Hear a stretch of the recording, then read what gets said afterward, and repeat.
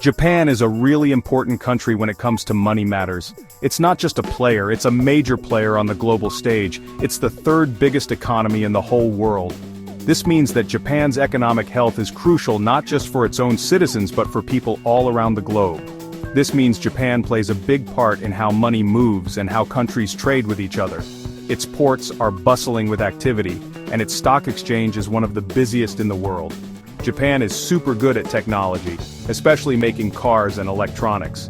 The assembly lines in Japanese factories are some of the most advanced in the world, with robots and automation playing a big role. These things are sold all over the world, so if something happens in Japan, it affects everyone.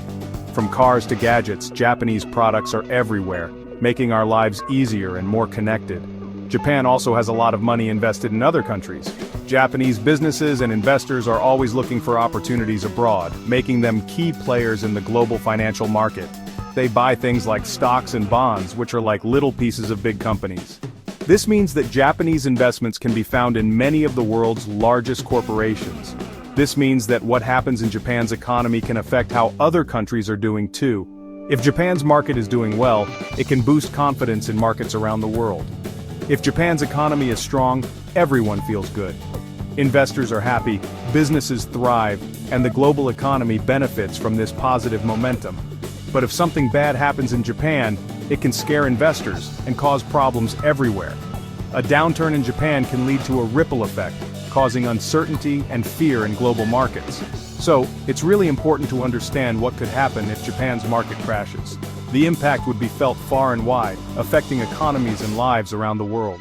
This interconnectedness makes Japan a truly global player. If Japan's market were to suddenly crash, it would be like a domino effect on global trade. Japan makes so many things that everyone needs, like car parts, computer chips, and big machines. A market crash would cause confusion and worry for businesses. They might have to slow down or even stop making things because they don't know what's going to happen. This would cause delays and shortages of important stuff all over the world. Think about it like this. Imagine if the factory that makes the wheels for your favorite toy car suddenly closed. They wouldn't be able to make the wheels, and then no one could buy the car. That's kind of what it would be like if Japan's market crashed, but on a much larger scale. It would be a big mess for everyone involved. If Japan's market crashes, the Japanese yen, their currency, would likely lose value. This scenario can have a ripple effect, impacting not just Japan but economies around the world. The yen is a major global currency, and its value is closely watched by investors and governments alike.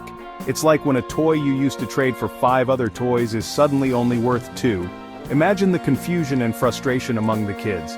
This simple analogy helps us understand the complexities of currency devaluation. When the value of the yen drops, it affects trade, investments, and even everyday transactions. This happens because people get scared and sell their yen, wanting to trade it for something safer. Investors might flock to more stable currencies like the US dollar or the euro. This sudden shift can create volatility in the currency markets, making it difficult for businesses to plan and budget. A cheaper yen would make things from Japan cheaper for other countries to buy. This could boost Japanese exports, as foreign buyers take advantage of lower prices. However, this benefit might be short-lived if the overall economic situation in Japan worsens. That might sound good, but it also means that people in Japan would have to pay more for things from other countries. Imported goods from food to electronics would become more expensive, squeezing household budgets and reducing purchasing power. It's like when your allowance stays the same, but the candy you like suddenly costs more. This can be particularly tough for families with fixed incomes as they struggle to afford the same quality of life. This could lead to higher prices in Japan, and people might start buying less stuff. Reduced consumer spending can slow down the economy even further, creating a vicious cycle of economic decline. If the yen changes value too quickly, it can also cause problems for other countries' money. Global investors might panic, leading to instability in other financial markets. This interconnectedness means that a crisis in one country can quickly spread to others. It's like a seesaw. If one side goes down too fast, the other side can fly up in the air. This imbalance can create unpredictable swings in the market, making it hard for businesses and governments to respond effectively. This can make things unpredictable and scary for everyone. Investors, businesses, and everyday people all feel the impact of such volatility. Understanding these dynamics is crucial for navigating the complexities of the global economy. Imagine if the best student in your class suddenly failed a test. Everyone would be shocked, right? That's kind of what it would be like if Japan's market crashed. Japan is seen as a reliable and steady economy. If something bad happened there, it would make people all over the world nervous. Investors might get scared and start selling their stocks and bonds in other countries too. This could cause a domino effect, leading to a global market downturn. It's like when one sheep in a flock gets spooked and then the whole flock starts running. It can be hard to stop. To calm everyone down, leaders and banks around the world would need to work together to show that they are taking charge and have a plan. Japan has lent a lot of money to other countries, especially by buying something called U.S. Treasury bonds. These bonds are essentially IOUs from the U.S. government, promising to pay back the borrowed money with interest over time. Japan, being one of the largest holders of these bonds, plays a crucial role in the global financial system. Think of it like loaning your friend $1. You trust that your friend will pay you back, maybe even with a little extra as a thank you. This is similar to how countries lend money to each other expecting to be repaid with interest.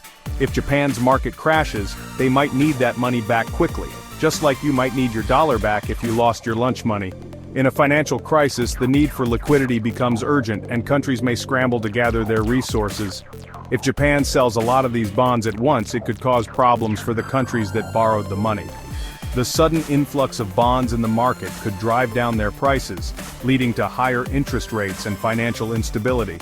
It's like if everyone in your class asked to borrow a pencil at the same time, there wouldn't be enough to go around. This shortage can create panic and chaos, making it difficult for everyone to get what they need. This could also affect how much it costs to borrow money in general, making it harder for businesses to grow.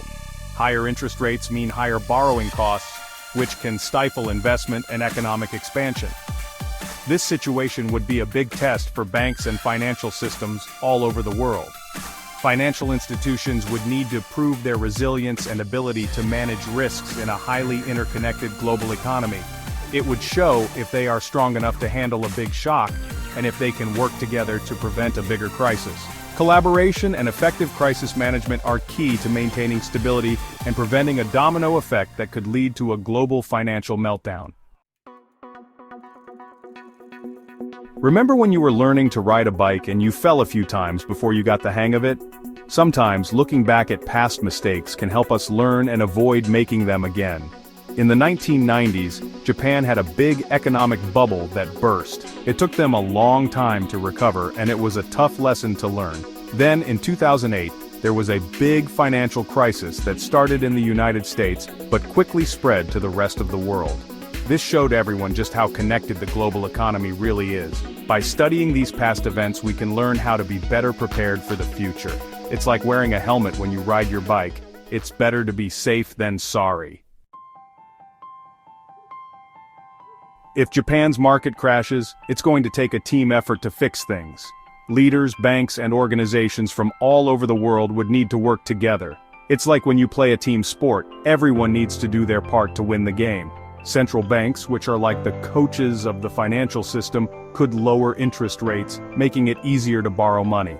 Governments could also step in and spend more money on things like infrastructure projects, which would create jobs and help the economy grow. It's important to remember that we're all in this together.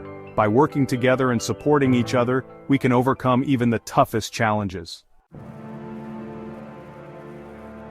Even though we don't know if or when Japan's market might crash, it's important to be prepared. It's like having a plan for what to do if there's a fire drill at school. We need to make sure our financial systems are strong, and that we have rules in place to prevent problems. We also need to work together as a global community. Sharing information, helping each other out, and coordinating our efforts will be key to navigating any future economic storms. By being prepared and working together, we can create a more stable and resilient global economy for everyone.